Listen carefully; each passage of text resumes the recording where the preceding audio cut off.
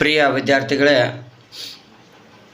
ಇವತ್ತಿನ ಒಂದು ವಿಡಿಯೋದಲ್ಲಿ ಏನಪ್ಪ ಅಂತಂದರೆ ಅಪ್ಲೈಡ್ ಕ್ವಶನ್ ಯಾವ ರೀತಿಯಾಗಿ ಕೇಳ್ತಾರೆ ಅಂತಕ್ಕಂಥದ್ದು ಭಾಳ important. 3 to 5 marks fix.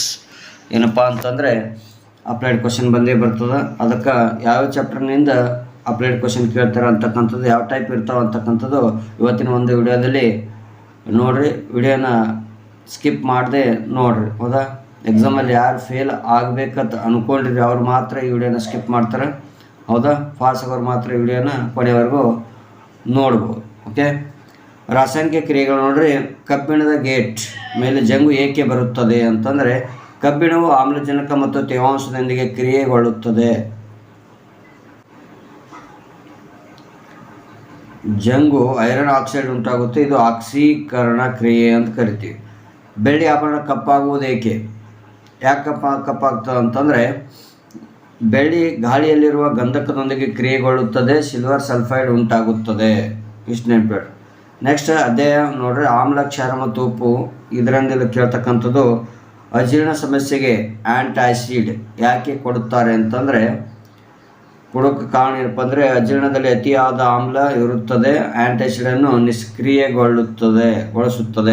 Next ಏನಪ್ಪ ಅಂದರೆ, ಟೂತ್ ಪೇಸ್ಟ್ ಕ್ಷಾರೀಯವಾಗಿರುವುದೇಕೆ ಅಂತಂದರೆ, ಟೂತ್ ಪೇಸ್ಟ್ ಏನಾಗ್ತಂದರೆ ಹಲ್ಲಿನ ಮೇಲೆ ಇರುವ ಆಮ್ಲವನ್ನು ಕಡಿಮೆ ಮಾಡಲು ಟೂತ್ ಪೇಸ್ಟ್ ಕ್ಷಾರೀಯವಾಗಿರುತ್ತದೆ. ಬೇಸ್ ಅಥವಾ ನೋಡ್ರಿ ಅಧ್ಯಾಯ ಲೋಹಗಳು ಮತ್ತು ಅಲೋಹಗಳಲ್ಲಿ ಕೇಳ್ತಕ್ಕಂಥದ್ದು, ಅಲ್ಯೂಮಿನಿಯಂ ಪಾತ್ರೆಗಳನ್ನ ಯಾಕೆ ಬಳಸ್ತಾರಪ್ಪ ಅಂತಂದರೆ, ಅಲ್ಯೂಮಿನಿಯಂ ಯಾಕೆ ಬಳಸ್ತಾರೆ ಅಂತಂದರೆ ಅವು ಹಗುರವಾಗಿರುತ್ತದೆ.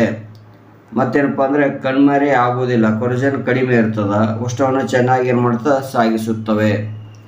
ವಿದ್ಯುತ್ ತಂತಿಗೆ ತಾಮ್ರವನ್ನು ಏಕೆ ಬಳಸುತ್ತಾರೆ ಅಂತಂದರೆ, ತಾಮ್ರವು ಉತ್ತಮ ವಿದ್ಯುತ್ ಚಾಲಕ, ಗುಡ್ ಕಂಡಕ್ಟರ್ ಆಗಿರೋದ್ರಿಂದ ಅದು ಬಳಸ್ತಾರೆ. ಜೀವಕ್ರಿಯೆಯಿಂದ ಕೇಳ್ತಕ್ಕಂಥದ್ದು ನೋಡ್ರಿ, ಇಂಪಾರ್ಟೆಂಟ್ ಇರ್ತಕ್ಕಂಥದ್ದು, ಓಡುವಾಗ ಉಸಿರಾಟ ವೇಗವಾಗುವುದೇಕೆ? ದೇಹಕ್ಕೆ ಹೆಚ್ಚು ಆಮ್ಲಜನಕ ಬೇಕಾಗುತ್ತದೆ, ಶ್ವಾಸಕ್ರಿಯೆ ವೇಗವಾಗ್ತದೆ.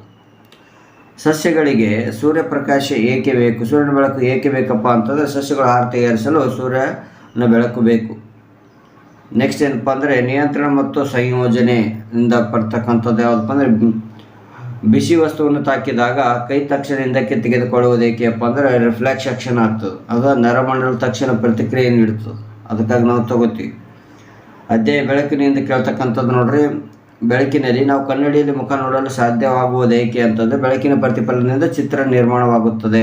ನೀರಿನಲ್ಲಿ ಇರುವ ವಸ್ತು ತಿರುಚಿದೆ ಕಾಣುವುದೇಕೆ ಅಂತಂದರೆ ಬೆಳಕಿನ ಪ್ರತಿಫಲನ. ಬೆಳಕಿನ ಪ್ರತಿಫಲನ ಕಾರಣದಿಂದ ಏನಪ್ಪ ಅಂದರೆ ಅವು ನಮ್ಗೆ ವಂಕ ಕ್ರಾಸ್ ಇದ್ದಂಗೆ ಕಾಣಿಸ್ತದೆ. ಅದು ವಿದ್ಯುತ್ನಿಂದ ನೋಡ್ರಿ, ಮನೆಗಳಲ್ಲಿ ಸರಣಿ ಸಂಪರ್ಕ ಬಳಸುವುದಿಲ್ಲ ಏಕೆ? ಒಂದು ಸಾಧನ ಕೆಟ್ಟರೆ ಎಲ್ಲವೂ ಏನು ಮಾಡ್ತದೆ, ನಿಲ್ಲುತ್ತದೆ, ಅದಕ್ಕೆ ಸರಣಿ ಜೋಡಣೆ ಮಾಡೋದಿಲ್ಲ. ಫ್ಯೂಸ್ ನೋಡ್ರಿ, ಫ್ಯೂಸ್ ಯಾಕೆ ಬಳಸ್ತಾರಪ್ಪ ಅಂದರೆ ಹೆಚ್ಚಿನ ವಿದ್ಯುತ್ ಹರಿವಿನಿಂದ. ಫ್ಯೂಸ್ ಯಾಕೆ ಬಳಸ್ತಾರೆ ಅಂದರೆ ಹೆಚ್ಚಿನ ವಿದ್ಯುತ್ ಹರಿವಿನಿಂದ ಸಾಧನಗಳನ್ನು ರಕ್ಷಿಸಲು ಫ್ಯೂಸ್ ಬಳಸ್ತೀವಿ. ಹೌದಾ, 3 to 5 marks applied question compulsory ಆಗಿ ಕೇಳ್ತಾರೆ. ಮನೆಗಳಲ್ಲಿ ಅರ್ಥಿಂಗ್ ಏಕೆ ಮಾಡುತ್ತಾರೆ ಅಂತಂದರೆ ವಿದ್ಯುತ್ ಶಾಖ ತಪ್ಪಿಸಲು ಅರ್ಥಿಂಗ್ ಮಾಡ್ತಾರೆ. ನೆಕ್ಸ್ಟ್ ಮಳೆ ಬಂದಾಗ ವಿದ್ಯುತ್ ತಂತಿ ತಾಕಬಾರದು ಏಕೆ ಅಂತಂದರೆ ನೀರು ವಿದ್ಯುತ್ ಸಾಗಿಸುತ್ತದೆ, ಶಾಖ ಆಗಬಹುದು. ಫ್ರಿಜ್ ಹಿಂಭಾಗದಲ್ಲಿ ಕಂಡೆನ್ಸರ್ ಯಾಕೆ ಇರ್ತದಪ್ಪ ಅಂದರೆ ಉಷ್ಣ ಅದು ಹೊರ ಹಾಕಲು ಬಳಸ್ತಾರೆ. ಕಣ್ಣುಗಳಿಗೆ ಕಣ್ಣು ಕಟ್ಟು ಏಕೆ ಕೊಡ್ತಾರೆ ಅಂದರೆ ದೃಷ್ಟಿ ದೋಷ ಸರಿಪಡಿಸಲು, ಮಯೋಫಿಯಾ, ಹೈಪರ್ಮೆಟ್ರೋಫಿಯಾ ಅದನ್ನು ತಪ್ಪಿಸಲಕ್ಕೋಸ್ಕರ ಬಳಸ್ತಾರೆ. ಓಕೆನಾ, ಇಷ್ಟೇನಪ್ಪ ಅಂತಂದರೆ ಇವೆಲ್ಲ ಅಪ್ಲೈಡ್ ಕ್ವಶನ್ ಈ ಟೈಪ್ ಎಕ್ಸಾಮ್ದಲ್ಲಿ ಕೇಳ್ತಾರೆ. ಹೌದಾ, ಅಪ್ಲೈಡ್ ಕೇಳಿದಾಗ ನಾವು ಯಾವ ರೀತಿಯಾಗಿ ಆನ್ಸರ್ ಮಾಡಬೇಕು ಎಂಬುದು ಗೊತ್ತಾಗಬಹುದು. ಹೌದಾ, ಅದಕ್ಕೋಸ್ಕರ ಒಂದು ವಿಡಿಯೋದಿಂದ ನಿಮಗೆ ಅರ್ಥ ಆಗಿರ್ತದೆ ಅಂತ ಅಂದ್ಕೊಂಡಿರ್ತೀವಿ. ಓಕೆ, ವಿಡಿಯೋ ನೋಡಿದ ಎಲ್ಲರಿಗೂ ಧನ್ಯವಾದಗಳು. ಮತ್ತು ಇದೇ ಥರ ಮುಂದಿನ ಒಂದು ವಿಡಿಯೋದಲ್ಲಿ ಪಾಸಿಂಗ್ ಪ್ಯಾಕೇಜನ್ನು ನೋಡೋಣ. ಪಾಸಿಂಗ್ ಯಾವ ರೀತಿ ಇಂಪಾರ್ಟೆಂಟ್ ಇರ್ತಕ್ಕಂಥ ಒಂದು ಮೇನ್ ಪಾಯಿಂಟ್ಸ್, ಯಾವ ಚಾಪ್ಟರಿಂದ ಇಂಪಾರ್ಟೆಂಟ್ ಕ್ವಶನ್ಸ್ ಇರ್ತಾವೆ ಅಂತಕ್ಕಂಥದ್ದು ಮುಂದಿನ ಒಂದು ವಿಡಿಯೋದಲ್ಲಿ ನೋಡೋಣ. ಓಕೆ, ಧನ್ಯವಾದಗಳು.